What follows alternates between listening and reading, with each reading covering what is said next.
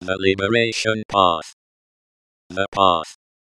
The main element in the path to liberation is the satipatthana.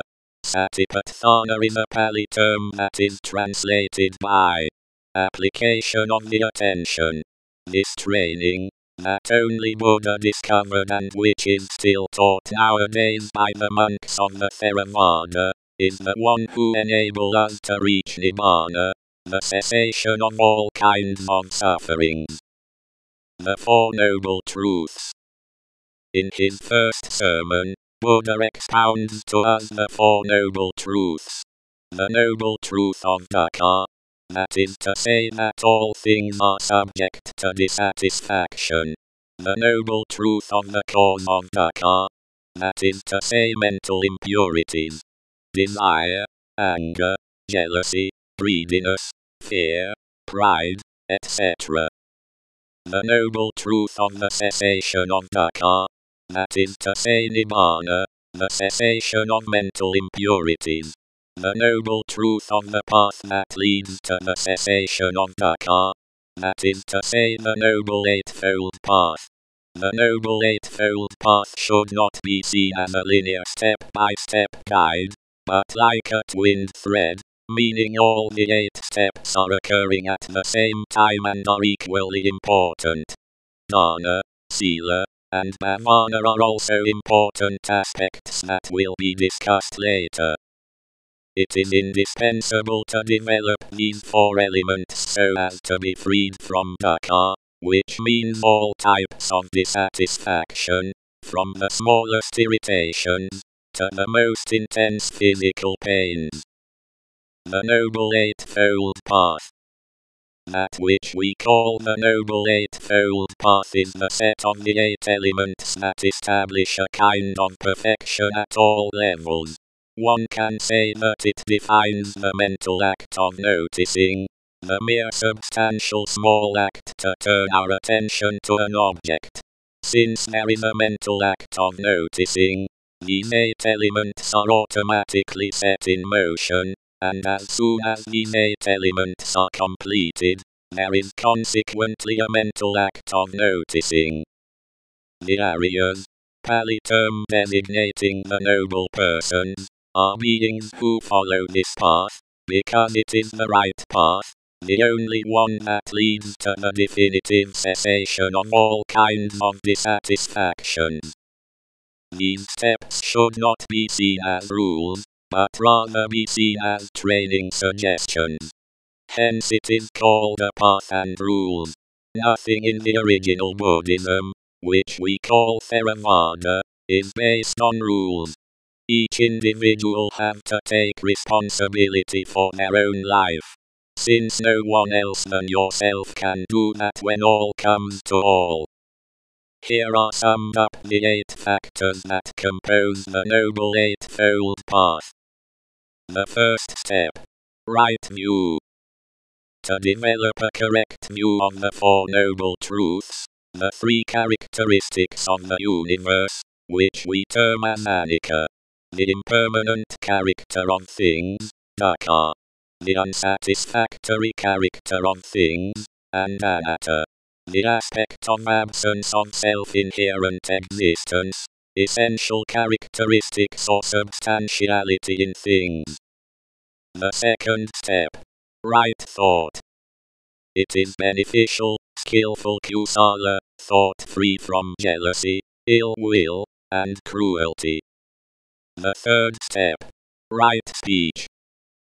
To refrain from uttering lies, from malicious gossip, from a coarse language and vain talks. The fourth step. Right action. Not to kill, to not hurt, not steal, to not indulge in sexual misconduct. The fifth step. Right livelihood or means of existence. To earn one's living in a meritorious way by remaining totally honest and by avoiding the trade of weapons, human beings or flesh, as well as the sale of poison, drugs or liquors. The sixth step. Right effort.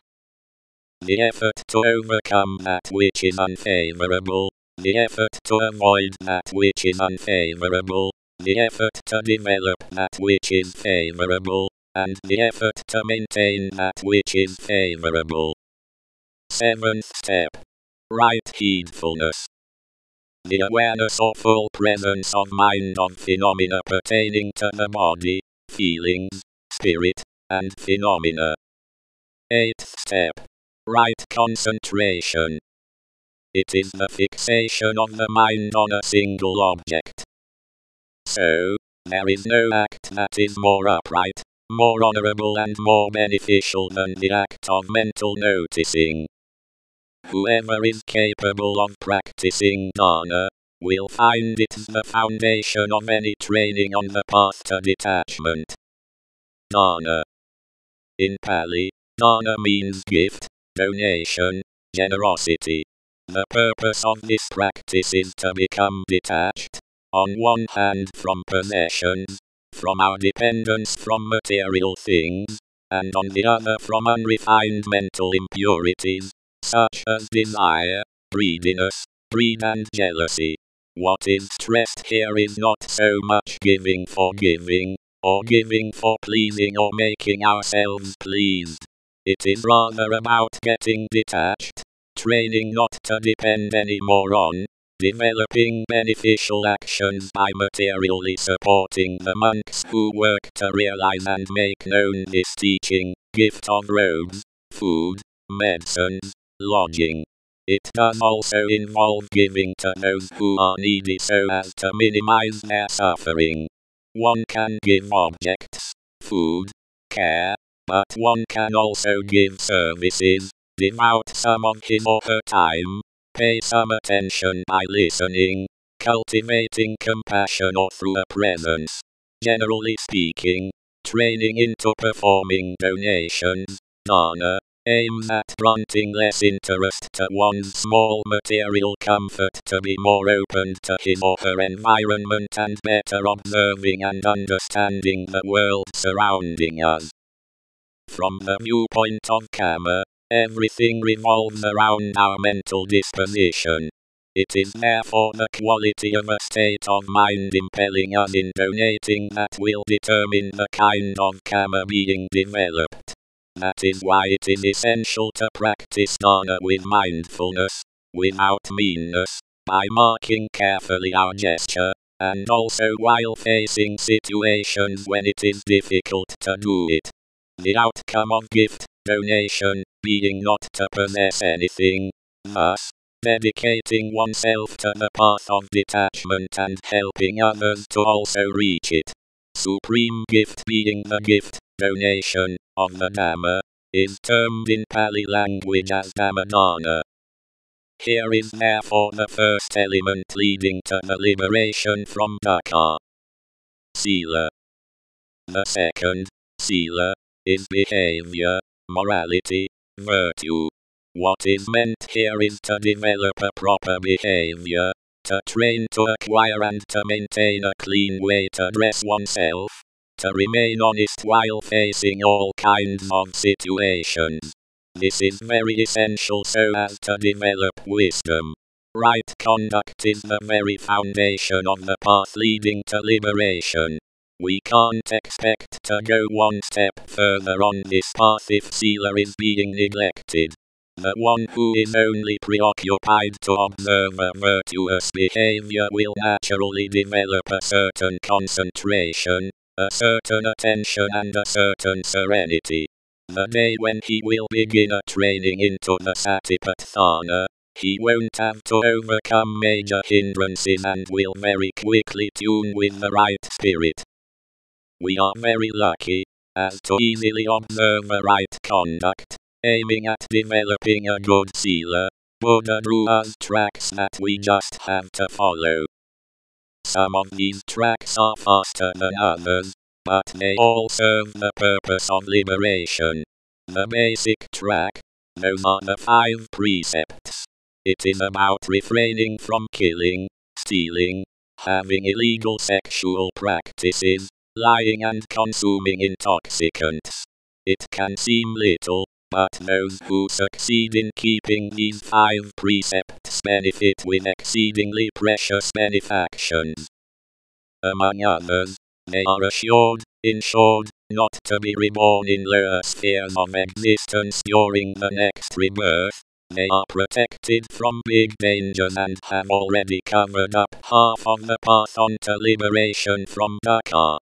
By following these training rules, take notice of the use of training rules, the positive factors being developed from the viewpoint of Kamara tremendous, and the beneficial influence being exercised on the circle of acquaintances pertains to the same range of intensity. Let us imagine a country where the whole population would respect the life of other beings, would not steal, remain faithfully committed to their relations, would not tell lies and would not consume drugs or alcohol either. Needless to make comments. Still, there is another and slightly faster track, in the shape of 8 precepts.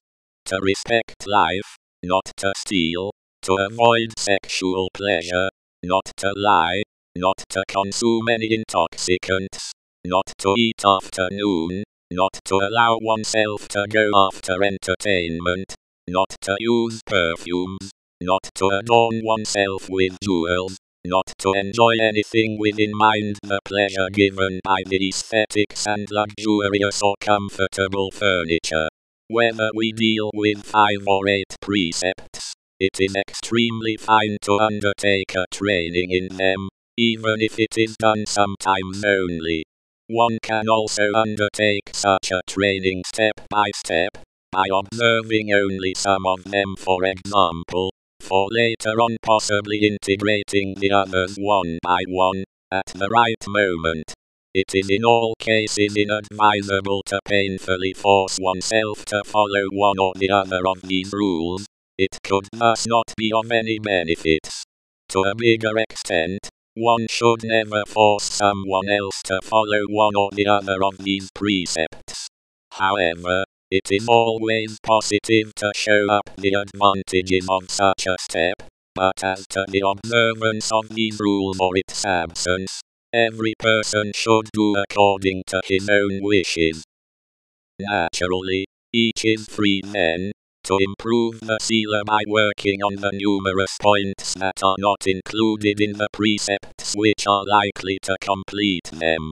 It will take place by watching one's behavior, by refraining from pointless things, or by avoiding actions likely to promote greediness or desire. For the other tracks, we find the behavior of the nuns, which come into the shape of the observance of 8 rules, to which are added a dozen additional points. Then, there is the one of the novices, samanas, who observe 10 precepts. We in fact deal with 8 precepts, among which the 7th splits into 2, which amount to 9, to which we add a 10th. Not to touch or to possess money. Besides these 10 rules, the novices are supposed to respect more than 100 disciplinary points, 75 of them taking also part into the code of discipline of the monks. Finally, we deal with monks' bhikkhus behavior. Precisely, the perfection of the sila is completely codified in the Vinaya, which all the monks have to respect, except 13 ascetic practices, which, although optional, are largely suitable to the cultivation of detachment.